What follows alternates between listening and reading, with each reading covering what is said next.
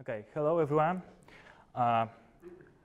Today we are going to share our knowledge about oversubscription and how it could be useful and how you could boost your cluster using it. But first of all, let's start with some background. I'm Bartek, and with Szymon, we are both from Gdańsk, working for Intel. We had 3 years experience in cloud-based solutions. We have started from the OpenStack, and then we moved to the container-based solutions. And actually, as we know, Mesos is good at it, and especially at scale. Since last summer, we have started to work on oversubscription. And that's how I started to contribute to the Apache Mesos. We had presented some work on both MesosCons in Seattle and in Dublin. And now we are here in Warsaw to share the work we have done to you. And that's our agenda. First of all, we talk about the oversubscription, explain why it's useful. Then we move to the Apache Mesos and how we can accomplish the oversubscription there. Then we say some words about Serenity project, the oversubscription implementation in Mesos. And last but not the least, the resource isolation and why it's so important.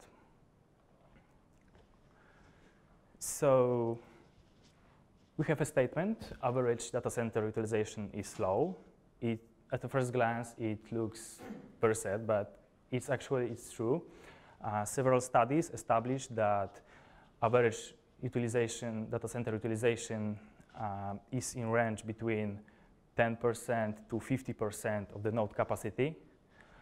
Mainly, it's because of the popularity of the latency-sensitive user-facing applications, which are spread across several thousand of servers.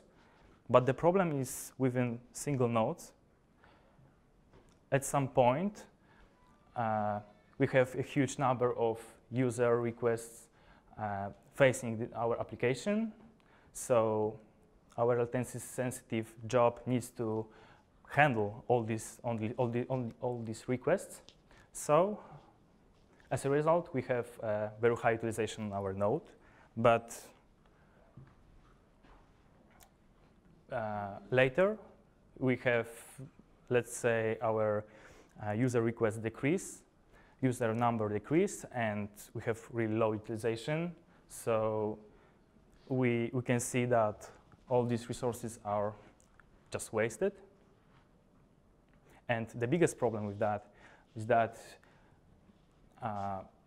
the user behavior is unpredictable in most cases. So user-facing applications need to manage with the load spikes anytime.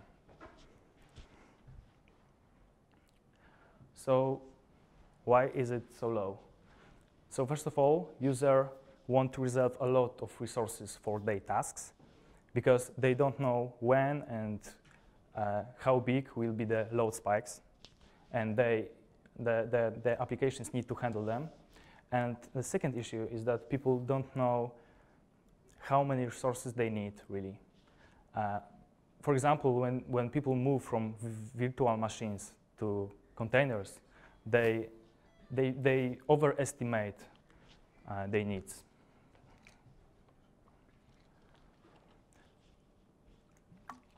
And from the previous slide, we can state that low utilization is equal to wasted resources, and this is really a significant cost for the data center.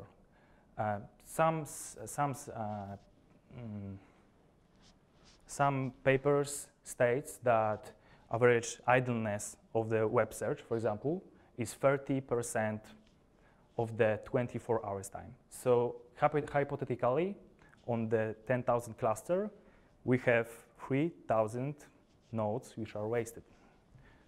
It's a big number.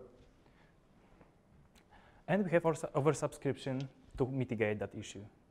So first concept is of the oversubscription is exposing unused but allocated resources.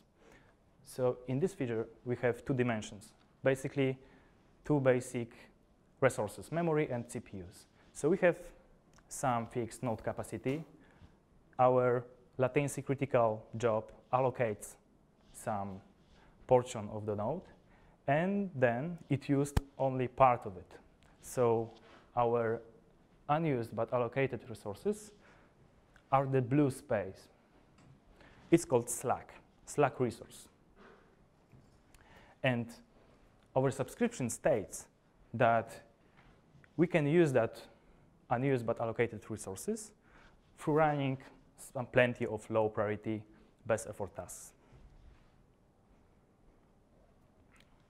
But there are no free things,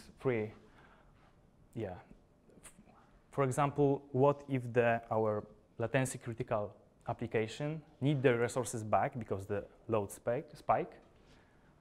And if not, well, when we have multiple jobs on one server, we can have an interference between them. That is called a noisy neighbor situation. And it is because many resources on the machine are shared, like low-level caches are shared within hyperthreads. Last-level cache is shared across the cores. We have memory bandwidth, we have network bandwidth, and many, many more. So we need to mitigate that. So the next statement, the next concept of the oversubscriptions is to build quality of service and assure quality of service of our latency critical task. And we can do it using two ways. First is proactive way. So the isolation, we can collocate, we can schedule non-interfering jobs together on one node. We can pin latency critical task to exclusive core. We can partition the cache. We can share the CPU time and prioritize our task through the CPU time sharing. And the second way is the reactive way. So we perform some actions based on our current situation on the node. So for example, we can resize the task, the aggressive task. We can migrate that to another server. We can freeze. We can kill task simply.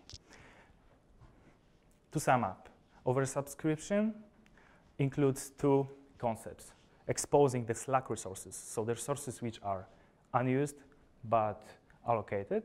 And the second thing is to assure the quality of service, that our high priority task is not interference.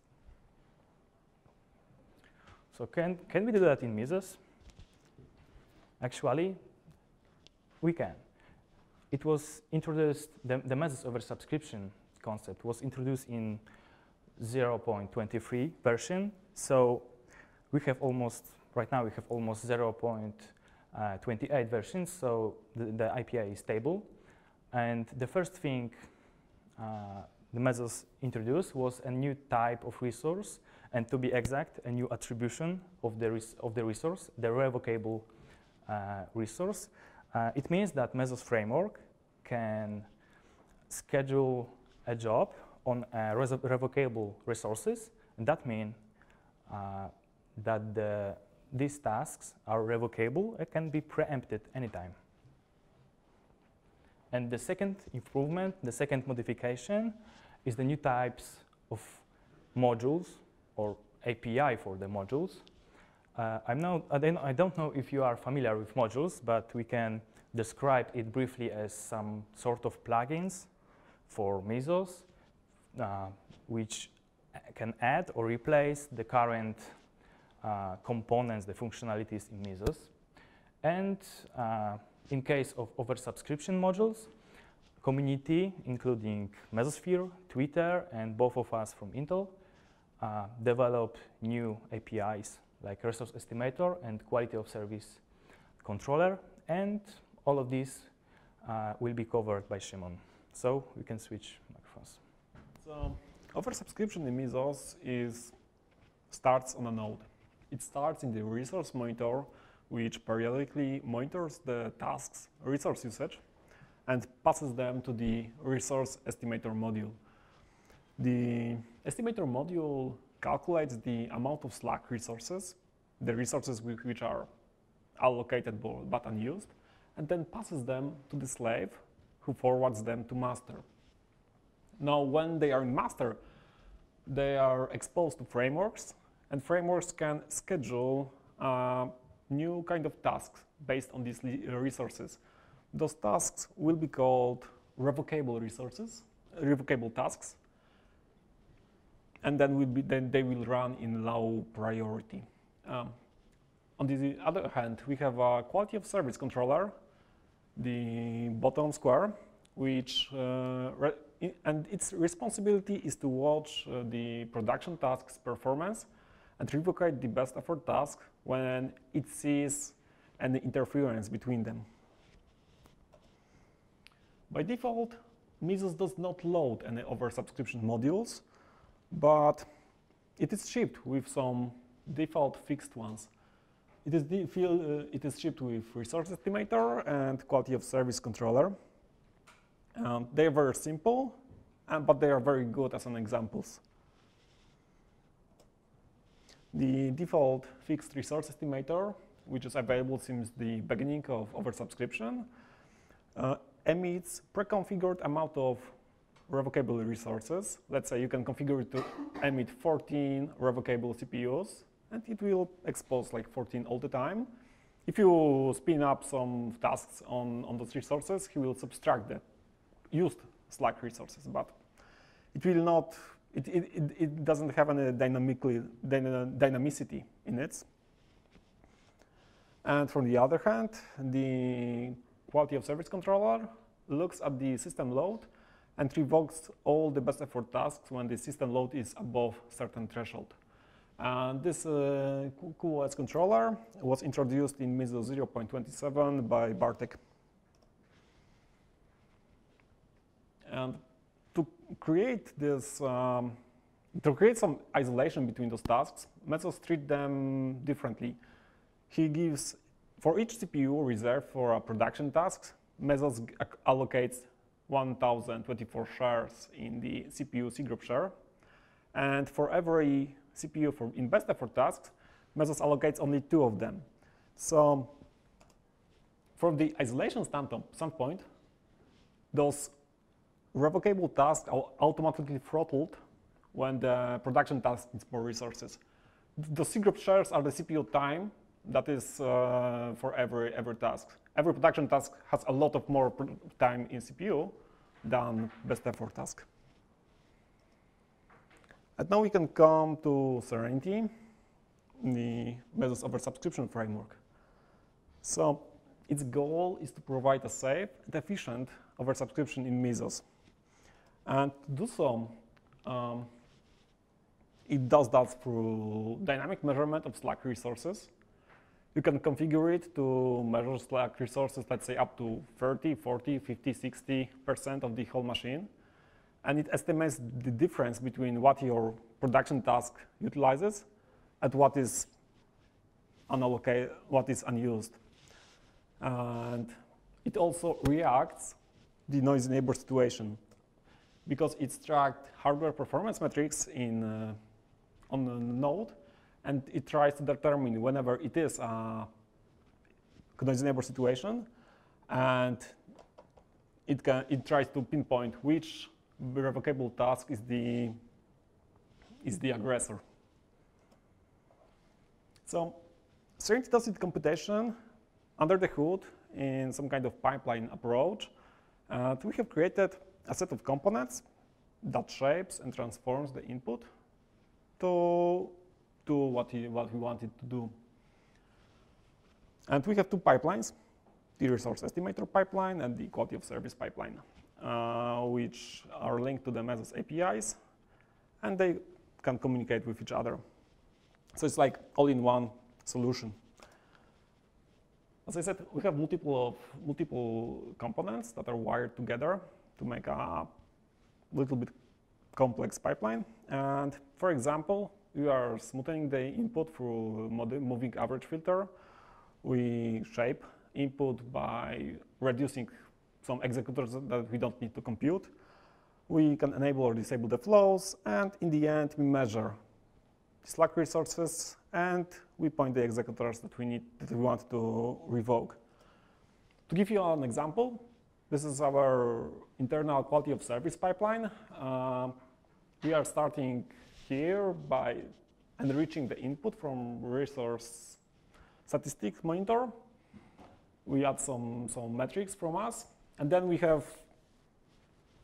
we split it two ways. On the right-hand side, we look at the machine CPU load, and we revoke best effort task when the CPU load is too high, because we see that they can interfere on too high utilization. On the left-hand side, we look at the hardware counters, like the instruction per cycle, which can tell us that there may be some noisy neighbor situation. And when we see the situations, we use different strategies to pinpoint which executor is the probably aggressor. And for example, here we look also at the cache occupancy metric, because the most probably aggressor will be the aggressor which utilizes a lot of cache, the last level cache to be exact, because it is a shared resource that is not an easy thing to partition. So this is our work, but our work is not completely done yet, because there's a lot to be done, of course. Done in Serenity or done in Meadows also, because I would like to share what we think about the current state of resource isolation in Meadows. So for us, Meadows resource abstraction is kind of leaky. Well, I mean that it is a great idea to just launch tasks on a pool of resources, and it's great to see all the CPUs in the Meadows GUI. It looks great, but in real life, CPUs are not the same. I mean, one Atom CPU is totally different than one Xeon CPU. Their computation power is totally different. But for Meadows, both of these CPUs are the same. And on the node level, we see the same leaks of abstraction. For example, for Meadows, every CPU thread on platform is equal. But it is not true, because in real life, when you have a simultaneous multi-threading platform, you have hyperthreads on your platform. Two CPU threads competes for single core resources like instruction execution pipeline, level 1 caches, level 2 caches, and it is great. It is good to run the same threads from the same process onto hyperthreads. But Linux scheduler or Meadows doesn't know the difference between them, and it can run threads from different processes that will compete with each other rather than cooperate. And other thing is that we would love to have our production tasks not being preempted by best effort tasks. But unfortunately, with current resource abstraction, we cannot do so, because completely fair scheduler from Linux will still preempt our production tasks and run best effort tasks, even for a small amount of time. But still, the scheduling overhead can hurt your response times, especially if you want to have response times in sub-millisecond unit. And also, from the other resources isolation, Mesos does not support the cache allocation, for example, by default, and network allocation, and a lot of different resources that are on platform. So, to overcome this problem, one of Mesos working groups are collaborating to fix that. It is a performance isolation working group that meets on Friday, and in their agenda are proposals. There are discussions about proposals, what we can do to make it better. And there are propositions like creating an exclusive course, exclusive resources for tasks, add the new isolators, and, for example, dynamically resize tasks. So if you are interested in safe oversubscription, you should get tuned to that. So that's the end of our presentation. And if you are more interested in looking on how does hardware metrics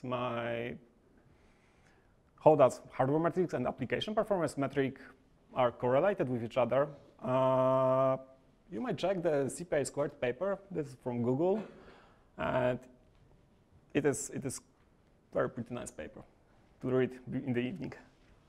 So thank you, and we would love to answer your questions if you have any. Yes, please. So, how can we configure this oversubscription module in our real productive environments? How much time it takes to configure it? You know, is it just one file, or how it looks in practice? So, when you want to from configuration perspective, it's pretty crude right now because most of the configurations is hard-coded in code. We are working on making it configurable through, let's say, JSON file. And configuration inside of each of the components inside pipeline can be configured. Let's say you can configure the amount of smoothing in the moving average filter, configure the amount of Slack resources you want to oversubscribe up to, configure the threshold levels. Let's say revoke my tasks when utilization on the node is more than 50%, this kind of stuff. Okay, second question, do you know anyone using it in production? No. Okay, so it's still a kind of alpha, beta. Yes, it's more like, yes, you can consider this yet as prototype. Emerging feature.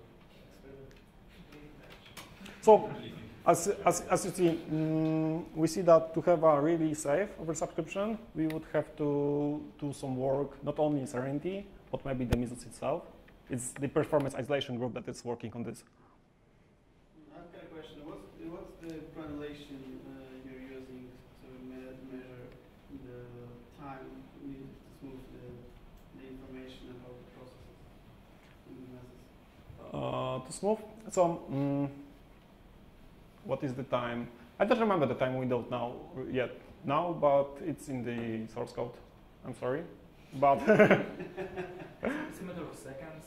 So first thing is that Mesos in its API gives us the resource usage every X seconds. It is by default like 5 seconds. But is it configurable? It's configurable in Mesos. Configuration. Okay. What framework supports oversubscriptions? Aurora. Only? Aurora. Yeah. Yeah. We have also internal smoke-based framework, which is currently available at open source, but from the production-ready frameworks, it's only Aurora. Maybe someday Marathon. There are issues there, but not yet resolved. And do you say that hyperthreading could bias the Mesos scheduler and the process could compete for a course? So it's better to disable hyperthreading? No. Hyperthreading helps when you run a process with multiple threads, and those threads sometimes nowadays applications processes have a lot of code pages, so much code pages that they don't fit into level 2 caches mostly. So mostly when one thread is waiting for its instructions, the other thread might have just downloaded its instructions from the main cache or the memory, so it can work. So if you have one process, the SMT, the hyperthreads might help to get higher instruction per cycle count. It's good. But from the second hand, when you have two different processes competing for single core, your performance might degrade and your response times will be more varied.